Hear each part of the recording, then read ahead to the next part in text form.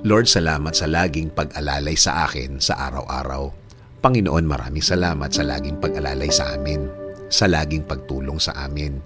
We really appreciate all these things sa aming mga buhay. Ngayon po, Panginoon, alam po namin na lagi po kayong nakabantay sa amin, na lagi po kayong handang magbigay ng suporta sa amin. At lahat ng ito'y ipinagpapasalamat po namin sa inyo.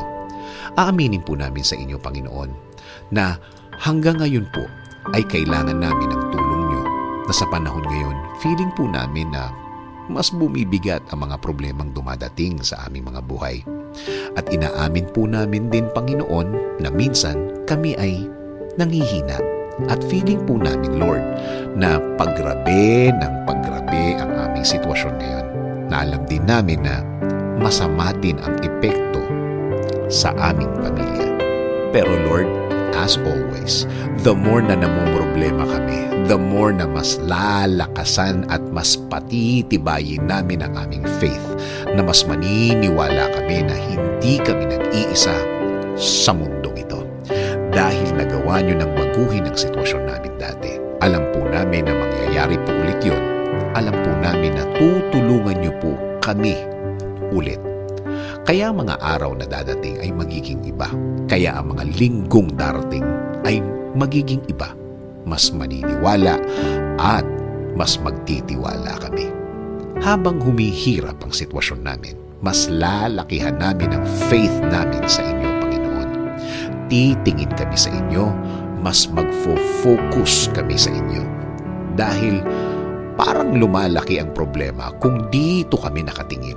Kung dito kami nakafocus, mas natatakot kami, mas nag-aalala kami. Kaya ito ay mag-iiba tulad ng dati. Dahil alam namin, Lord, that we can trust your love, we can trust your blessings, and we can trust your faithfulness. And we know that your presence in our lives is more than enough. Panginoon, ngayon pa lang, salamat na. Alam namin ang pagtulong mo ay hindi na magtatagal, na magbabago na ang dapat mabago, na mapupunta na sa way namin ang lahat ng tulong na kailangan namin. Panginoon, tulungan mo rin ang aming bayan.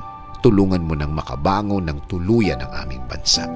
Kami ay naniniwala at magtitiwala na darating na ang tulong na laman ng aming mga dasal para sa Pilipinas. This is our prayer. In Jesus' name, Amen.